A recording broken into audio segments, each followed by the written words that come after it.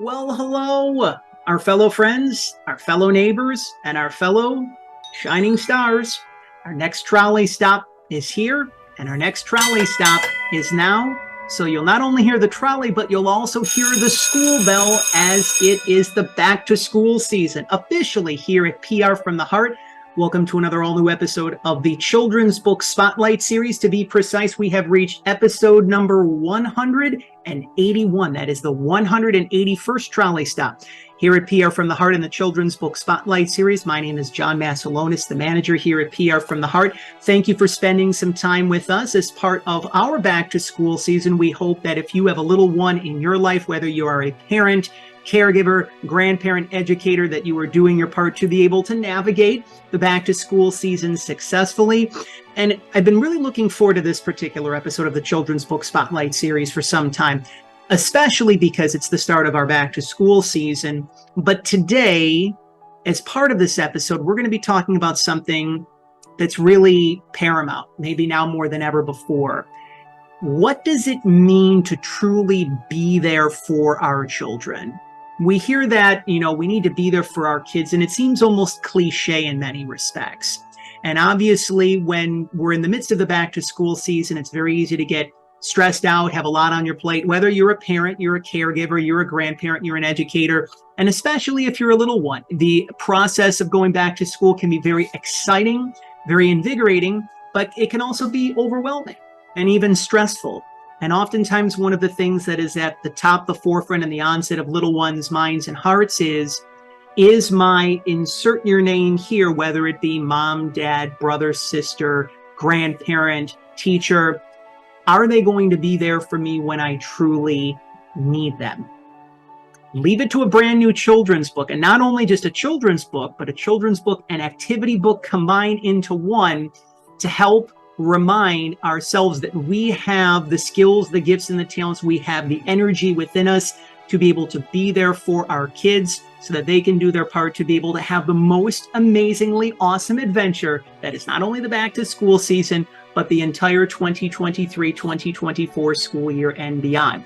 We encourage all of you, our listeners and viewers, our friends and neighbors, and of course our fellow shining stars, to head on over to the official website of our featured guest here on episode number 181 of the Children's Book Spotlight Series, writtenbymary.com. You can also head on over to amazon.com if that is your preferred online vehicle of your choosing, and you can purchase your copy of Shelly and Friends, the brand new children's book that is now available. One of the many ways that you can pledge your support for our featured guest, Mary Asaro, is to leave a 5-star review for Shelly and Friends on Amazon. Of course, if that is your preferred online vehicle of your choosing, one of the many ways you can pledge your support to let Mary know that she's doing wonderful and much needed work for children, parents, families, educators, and those who love great children's books. The trolley is going to be getting some mileage here on episode number 181 of the Children's Book Spotlight Series. And by the way, just, little Forrest is with me.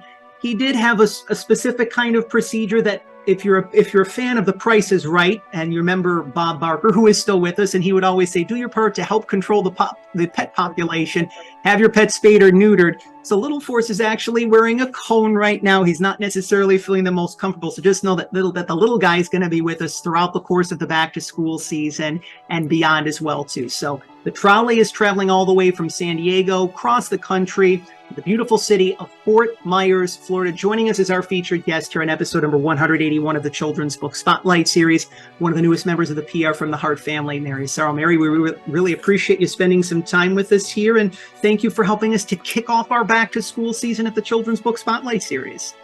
No problem. Happy to be here. This is such a beautiful book, and it's simplistic in nature, but it's so powerful on so many levels. Before we talk about your book and before we talk about your journey, we hope that all of you are enjoying your time here together with us. If you are new to the program, always during the back to school season over the past several years, we always tend to get many new neighbors and friends in our neighborhood here at PR from the Heart. So one of the many ways you can pledge your support for Mary, pledge your support for us here at the Children's Book Spotlight Series and PR from the Heart. If these messages are already resonating with you, if you feel that they need to be shared with someone in need, and if you say, if anything, you know what, I'm truly ready to be there for my little one during the back to school season and beyond, please subscribe to PR from the Heart's official YouTube channel and share this very special trolley stop that you are now enjoying. That is episode number 181 of the Children's Book Spotlight series. I'm excited to learn a little bit more about your origin story, Mary. There's many people who are learning about you and your work for the first particular time in their lives. And of course, before Shelly and Friends came to be, I'm curious, there had to be some sort of point in time, whether it be a specific experience or a series of experiences where you said, not only am I meant to do work for children, but this is the way in which the message is coming in. Could you share with us, for those who are learning about your work for the first point in time, what really inspired you to be able to connect with children and to be able to share your message in the way in which you're sharing? Where did it really all begin for you, do you feel? Well, as you know, we had COVID, and then my son, who's 8 years old, had to do Zoom through school. And it hurt me because he wasn't able to go to school. He wasn't able to interact with his friends, wasn't able to play.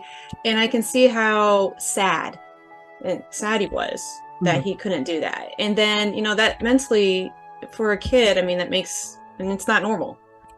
So I just came to a part when I'm an artist at heart. So I just decided, I think I'm just going to make this little book. So when kids feel like they need to connect with an aunt, an uncle, a grandmother, a grandparent, anybody, they can go to this book and they can get to know each other, because I feel that kids are not interacting anymore, and they're not talking. And I know that parents now have very busy jobs. And so then the connection isn't there anymore because they're busy. So I'm really glad that you touched upon that, because one of the things that really happened during the pandemic, even though there was a lot going on during the pandemic, but everyone was literally, in many respects, forced to slow down. Yeah. Parents that did not have the opportunities to spend time with their kids, right, that's all they had. Everyone was able to spend time together. With this message coming through with Shelly and Friends, what were some of the things that you were noticing during the course of the pandemic, specifically from the perspective of a parent and soon to be children's author? Why did you feel that the timing was right? What were some of the things that you also noticed along the way that you wanted to be able to integrate as threads, messages, components of your message, just things that you were picking up on during the course of the pandemic, especially? I'll try. I just noticed there's just a lack of communication, a lot. My son plays on his tablet all the time, which I can't stand, which I'm sure any parent can't stand it either. But what broke my heart was the fact that the kids were not being able to interact with each other, can't go out and play. They could in their backyard, but it broke my heart, and I cried a couple times because I couldn't imagine being in that state when kids couldn't really do anything. They felt trapped. They probably felt trapped. And I made this book so, kids don't have to feel that way. They can be able to open up and talk about how they feel as to what happened. And I'm really glad that you also mentioned that, especially in the way in which you had communicated, because at the end of the day, our children want to know that everything is going to be okay. Exactly. And it's our job to be able to communicate that in the process. Shelley, the main character in your book, is a turtle. This is a very sweet story, a very endearing character. Before we obviously talk about what's inside Shelley and the adventures with her friends, specifically, whenever an author writes their first book, we're all a part of the human experience. So we can have our own emotions, feelings, whether it be, we can be anxious, we can feel fear, doubts, fears, insecurities, you name it. What were some of the things, when you knew that this message had to be shared, what were some of the feelings that you were moving through along the way? And what were the things that helped you to get through to the other side where, in your heart of hearts, you knew that this message had to come out? Obviously, you're being a first-time children's author. It's a whole learning curve. It's a very big learning experience. What were some of the things that helped you to get through to the other side of the challenges and the difficulties that you might have experienced along the way? Well, for one, how I got the book and how I decided to write the book was the fact that I saw a lack of interaction with kids. I saw a lot of busy work, for one.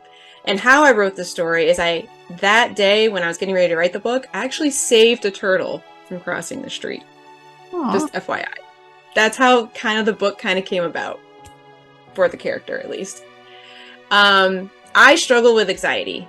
I've had to come to a part when I notice I have neighbors here that I'm friends with in my community, and who doesn't suffer from anxiety? Who doesn't suffer from being lonely? Who doesn't suffer from depression? Anything like that. I have suffered through all of that. And I know kids, I know they do too, in some ways, not all of them, but that's why my whole heart was in this book.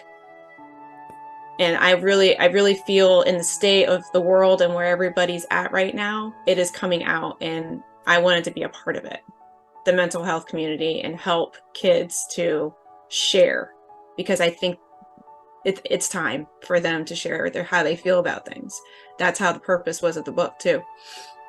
When we first had connected with one another, you had Yes. mentioned in several threads in the conversation about the importance of supporting children's mental health, and to not just, again, as we talked about at the very beginning of our children's book spotlight series episode, there's many things that we as parents and caregivers and custodians of little ones, we can just say, like, but do we actually do, so to speak? Right. And the importance of being there not only for our children, but specifically on the thread of their mental health is important. We're going to talk about that a little bit more. One of the things that I also wanted to be able to cover is that this book is very unique in the fact of its shape as well too. And like the little things mean a lot. And like, I love books that stand out amongst the pack, because in the near 10 years that I've been doing work as a publicist for children's authors, you see some books that kind of look the same and they feel the same and they have some of the same messaging.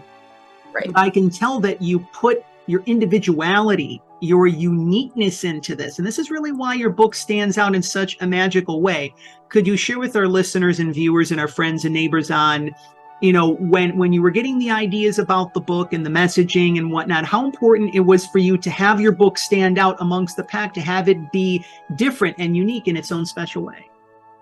Well, what I was seeing was a lack of art, a lot of hand-drawn art, because everything out now is digital.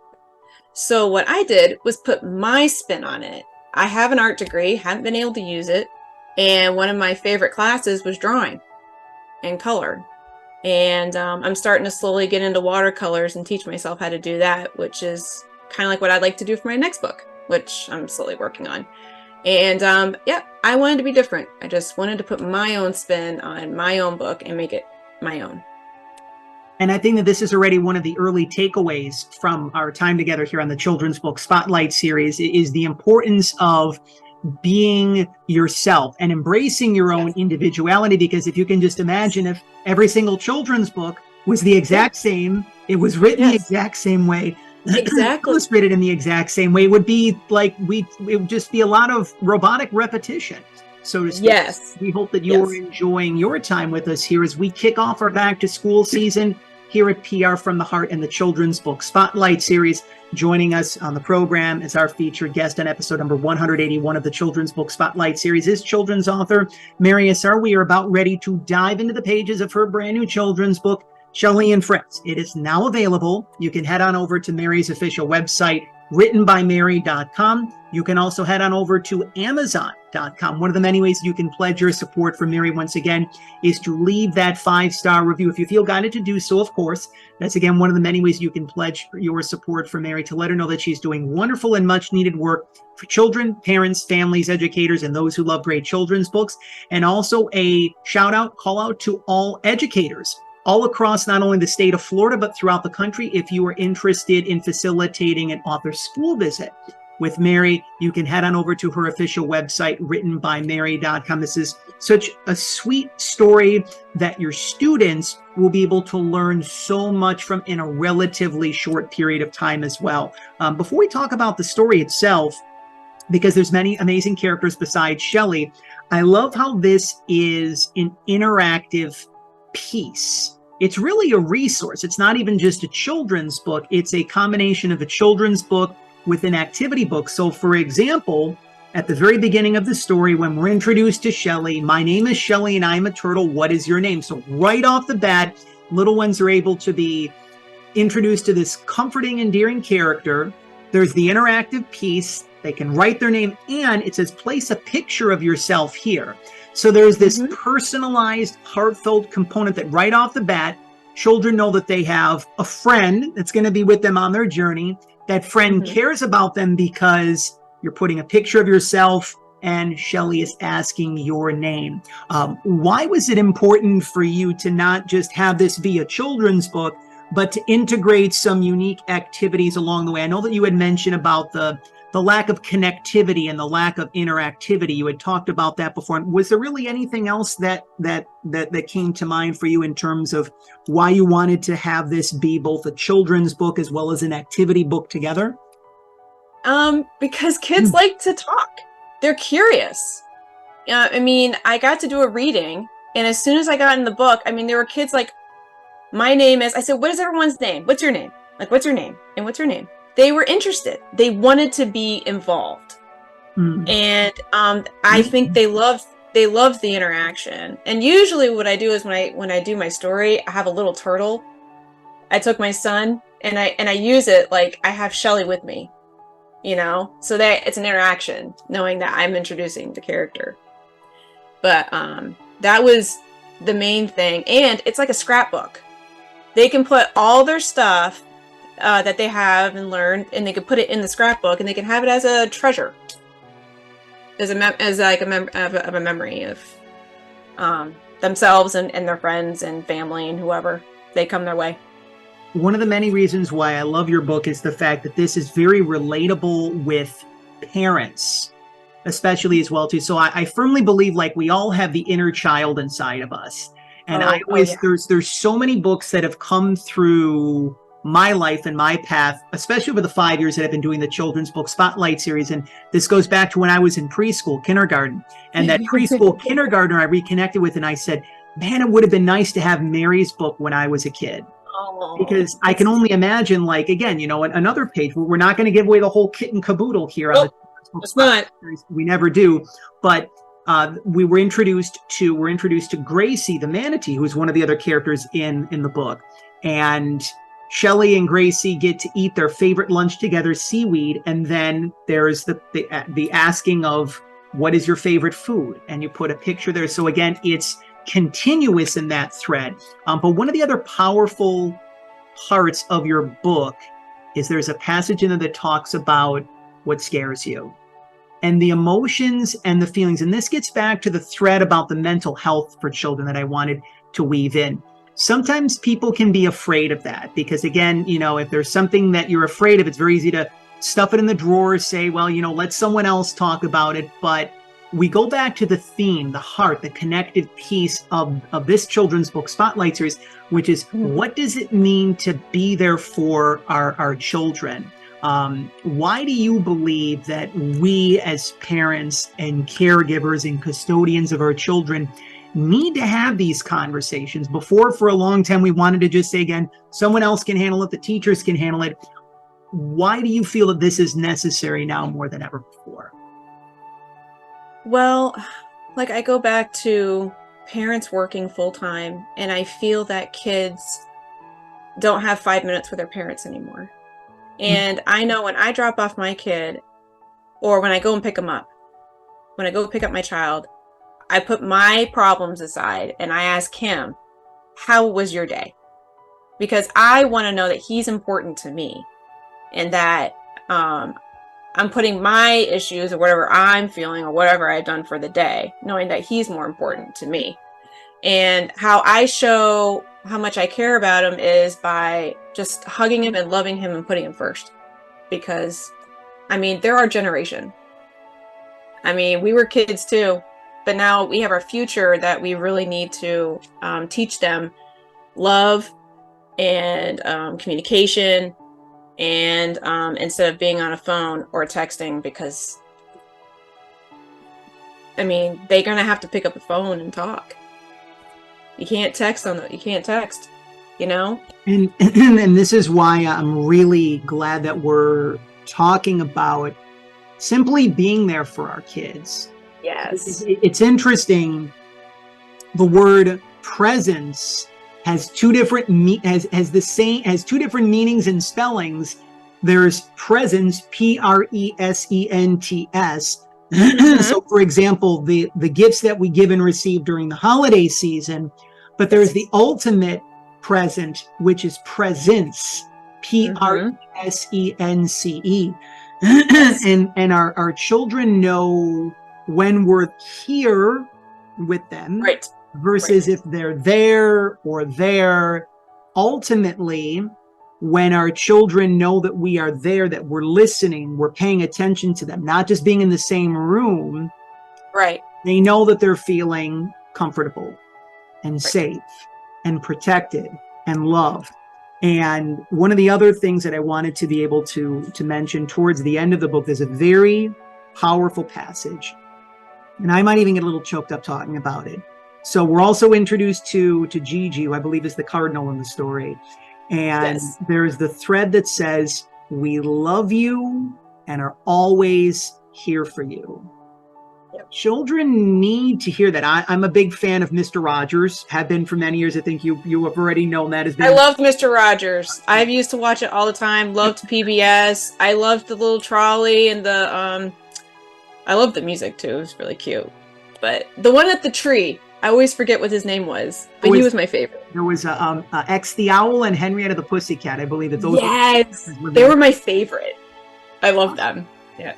That message is something, and Mr. Rogers said he had mentioned this, excuse me, in different ways. He always communicated that you're loved and you're special just the way that you are. And then at the bottom of it, it says, tell each other what love means to you. This is a very deep and profound question on the Children's Book Spotlight series, but what does love mean? And it has different interpretations and meanings, so I'm not necessarily looking for a specific answer, but especially with all that we've moved through, all that we've overcome, we're on the other side of the pandemic right now. As we're celebrating the back to school season, we're looking ahead to the holiday season. What does love mean? And what does love mean in action? Well, to me, is getting to hold my son. I mean, I love him to death. That's probably worse thing to say, but I love him for eternity. He's a great kid. He's very smart. But to me, love is just loving yourself and everyone around you. Now, another thing is the book is full of family love, because a lot of the characters, Gigi the Cardinal, is a memory of my husband's grandmother who passed. And she was also an artist herself. But I wanted to invite her into my book because she was also a big part of our lives too. That she was just always there when we needed her, and she was always just with her hospitality and just loving us no matter what. And so that's why that's a meaning of the cardinal. She's a spirit. That's just to watch over us, like God does. It's a beautiful way to keep her memory alive.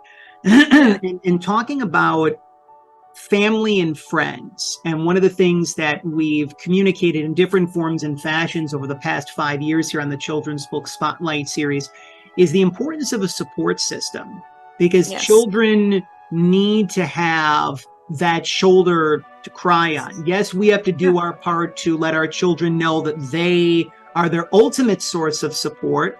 But there's times when you're moving through something heavy where you can't move through it on your own. And as little ones' minds and hearts are still growing and nurturing and developing, family and friends and having that support system is essential. Can you speak to that thread a little bit more so, coming from the perspective of a parent and knowing the fact that if your little one is moving through something and they need someone to talk to, that they have you, your husband, there's other people in their life. Why is it important for parents especially to nurture and foster that support system, especially right now? Well, I can tell you the story through my experience through my family. We never had conversations. Not really. We never talked. It took me forever to open up and I didn't realize I had so many issues, to talk about. And but I think for parents, it's just very, very important to sit down without any technology and just talk to them. Because maybe in the midst of our conversations, or play a board game. We've been opening up to that too. Add fun into your communication with each other. I mean, I just feel like we need that for our kids, so they have memories instead of just, hey, did you hear about that cool game that was on the other day, or this and that. Communication, board games, talking to each other is just what our kids need right now. And for sure. And ultimately, our children are going to remember the time that we spent with them. Yeah, they might remember the cool bell and whistle and maybe what they got for Christmas when they were, 8 or 9 years old. Right. But ultimately, they're going to remember the time that you spent and how you made them feel as well, too. Right. It's a wonderful way to be our back to school season here at the Children's Book Spotlight Series. We're beginning to wind down our time with our featured guest, children's author Mary Asaro. We are fully immersed in her brand new children's book, Shelly and Friends. It is now available. Perfect gift for the little one for the back to school season, and also the holiday season is going to be here sooner than we know it. We're already fully immersed in our holiday season here at PR from the Heart. You can head on over to Mary's official website, writtenbymary.com. You can also head on over to amazon.com if that is your preferred online vehicle of your choosing. Remember, you can leave a 5-star review. One of the many ways that you can pledge your support for Mary to let her know that she's doing wonderful and much needed work for children, parents, families, educators, and for those who love great children's books. And again, for all educators throughout the state of Florida and across the country, if you are interested in facilitating an author's school visit with Mary, you can head on over to her official website as well. Again, this book, it may be small in nature, but it's got such a big heart, and there's so many messages that you can share, conversations that you can have with your students, which will really help to set the trajectory for not only the rest of the school year, but for the rest of their lives.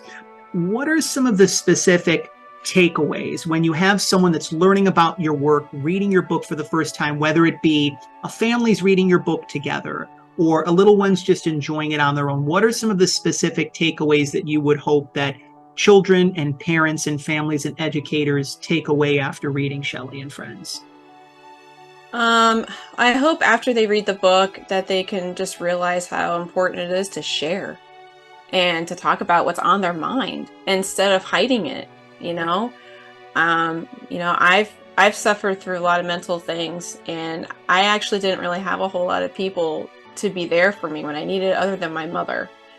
But I hope that kids can take away that talking about your issues is so, so important, and their feelings. Or talk to a teacher, talk to anybody.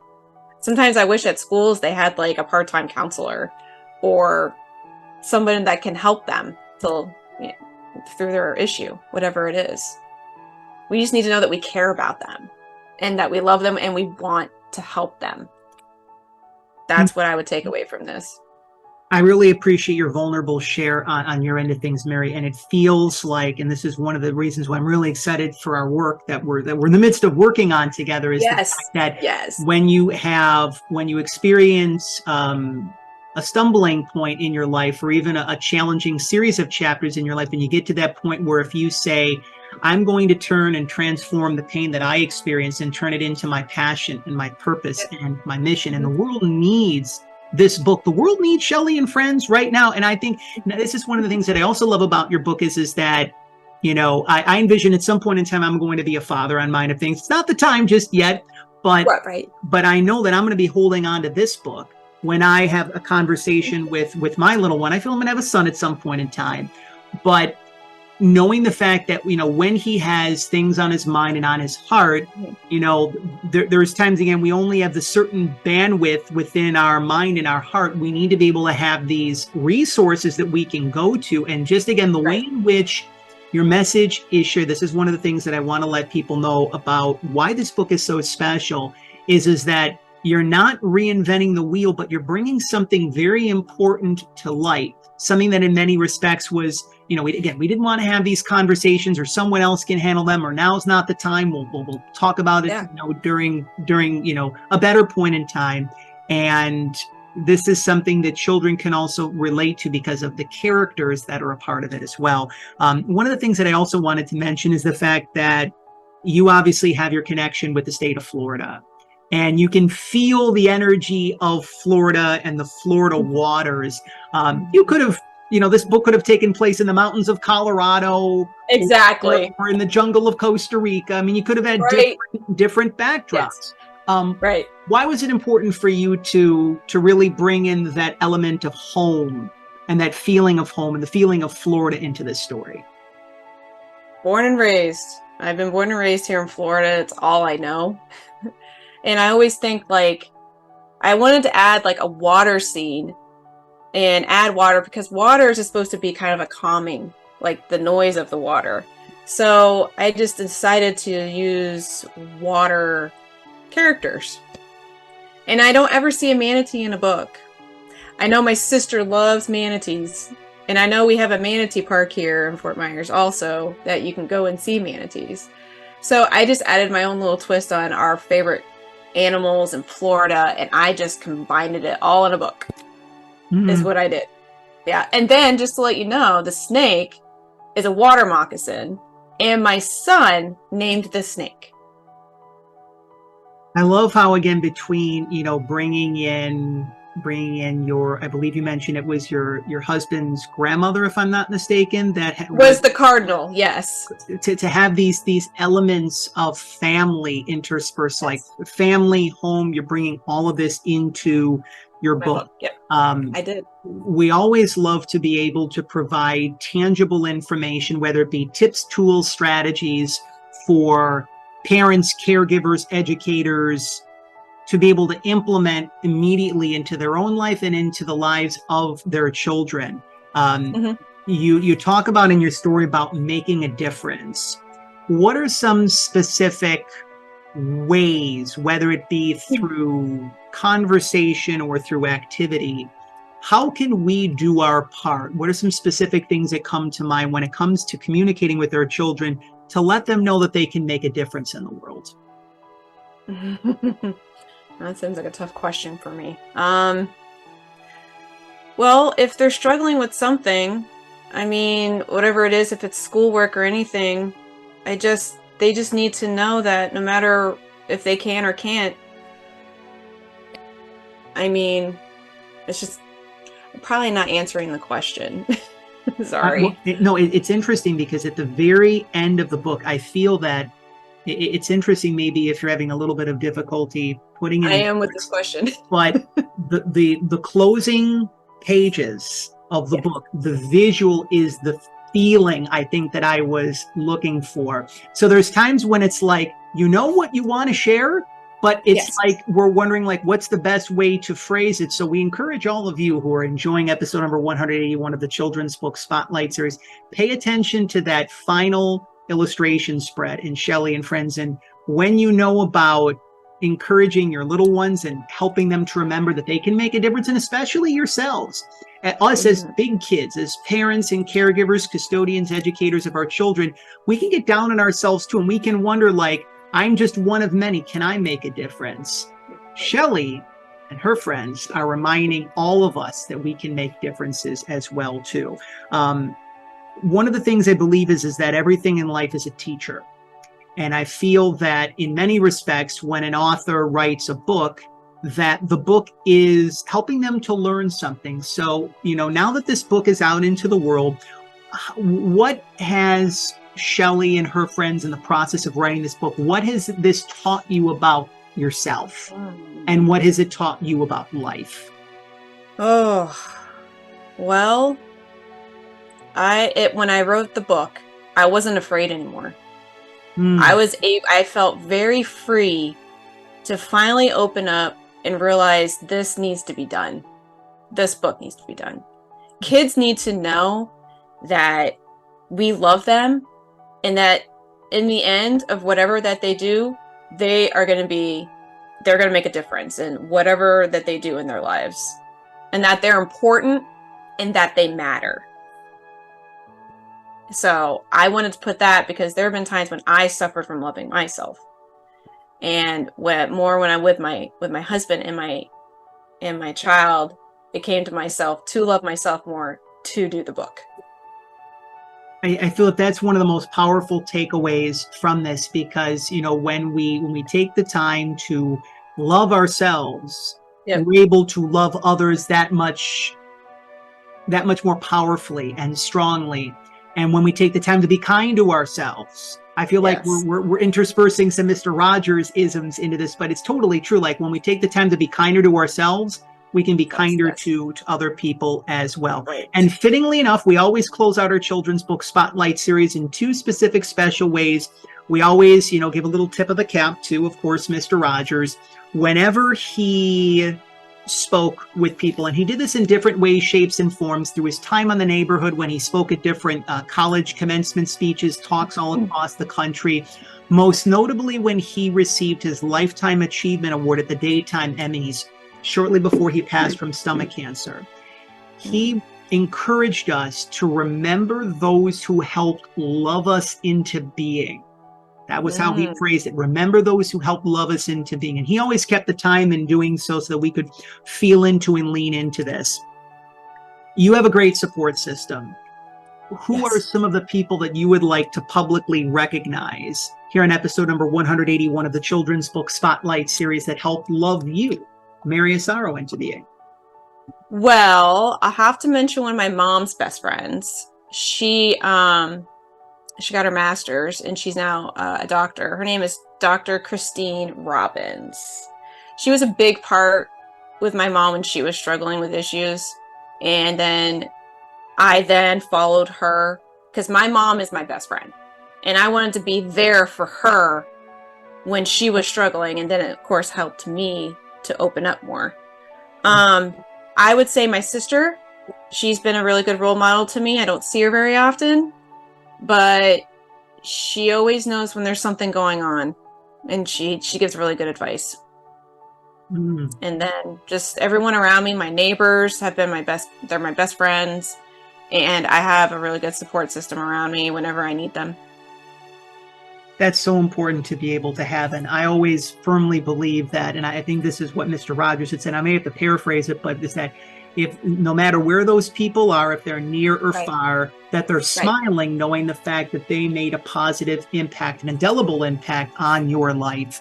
And we're also, in addition to being huge proponents of Mr. Rogers, we're also big Disney buffs here at the Children's Book Spotlight series and PR from the Heart. I firmly believe that we have the abilities to bring to form and shape our dreams, our desires, our goals, our ambitions, to step forth fully into our mission and our purpose. And we have the abilities to do that for other people as well, too. And so we go back to the year 1992. We go back to one of the most beloved Disney animated classics. And yes, we have a trusted genie lamp here at the Children's Book Spotlight series. So this is a little segment that we like to call 3 Wishes. So, Mary, you have given freely from your heart to not only your family, but now to children, parents, families, educators across the state of Florida, across the country, around the world for that matter. So you are being given 3 wishes. Now, ultimately, I think that according to the genie, the only automatic disqualifiers, you can't force someone to fall in love with you, and you can't ask for more wishes. I think those are the only 2 disqualifiers, but everything else is correct. So can't have someone fall in love with you. That's right. 3 wishes. So what would be your 3 wishes? To come out of the book? Well, in terms of just 3 wishes, this is where, in essence, anything and everything that you would love to be able to come to fruition in your life, they can be wishes for yourself, wishes for your family, wishes for the children of the world. What would those wishes be? Well, wish 1 has already happened. I wrote a book. I never thought I would write a book ever. 2 is I would love to make it a TV series. Don't know if it would actually happen, but it'll be a while. 3 is that I keep writing more stories to help. I have teachers here in the community, and I hope that I can help them through some of my books for their students. And when one's wishes are heartfelt, they always have a greater chance of coming to fruition. And I feel that it's just so amazing to see this particular part of your chapter of your life opening up and being a part of your journey. So again, we encourage all of you, our listeners and viewers, our friends and neighbors, and of course, our fellow shining stars, to head on over to Mary's official website, writtenbymary.com. You can also head on over to amazon.com if that is your preferred online vehicle of your choosing.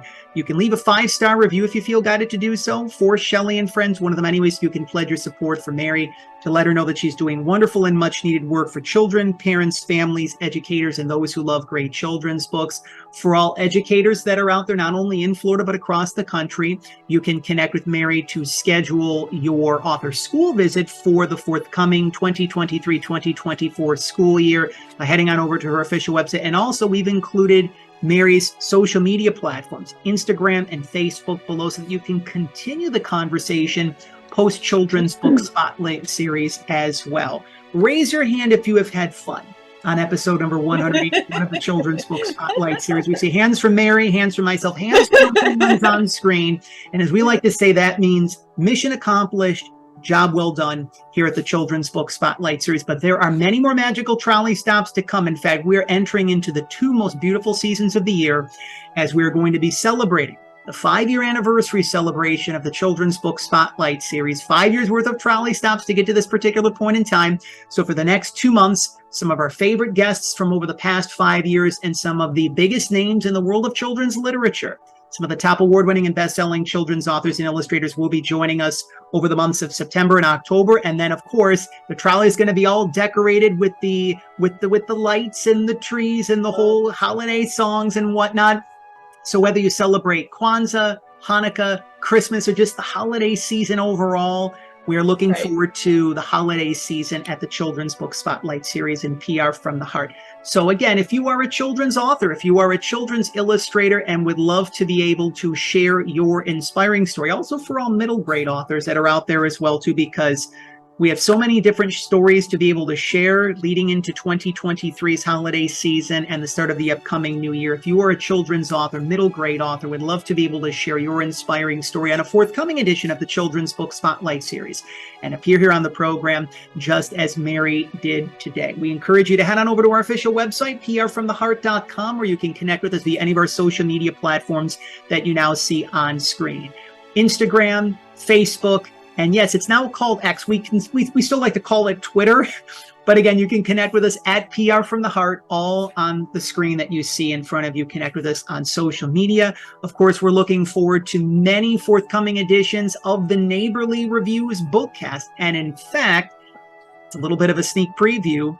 Myself and David Newell, who play the beloved Mr. McFeely on the long-running popular children's television program, the aforementioned Mr. Rogers' Neighborhood, we are going to be sharing and reviewing Mary Asaro's Shelly and Friends on the August installment of the Neighborly Reviews bookcast. So if you want to be able to learn more, connect more with the story with Shelly and her friends along the way, you can stay connected to the August edition of the Neighborly Reviews bookcast. So if you're a children's author and would love for David Newell and I to share your brand new children's book, to deliver a heartfelt review for it on a forthcoming edition of the Neighborly Reviews bookcast, you know where to connect with us.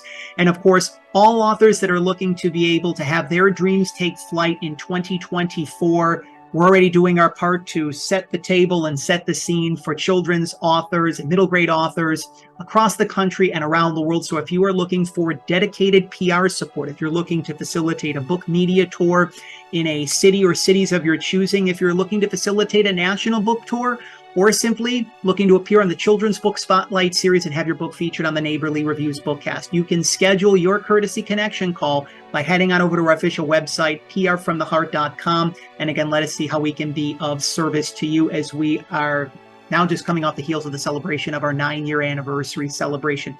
One final time, I have this book in my hands. It is so potent and powerful, small in nature, but big and hard.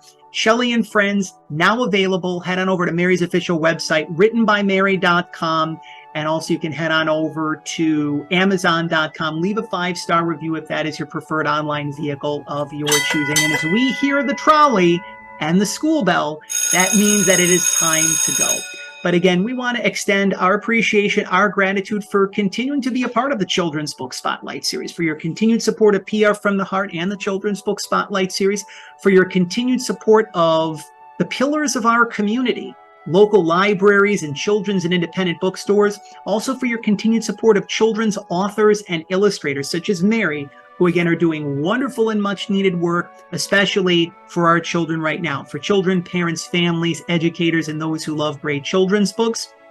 But above all else, we want to thank you for helping us to walk home the children of the world one final time. We feel his spirit. He's very much present with us.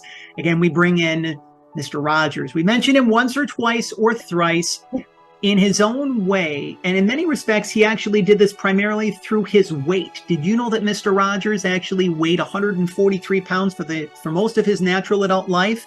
He communicated this in many ways, shapes, and forms, but did you know, again, there's one letter in I, there's 4 letters in love, and 3 letters in you.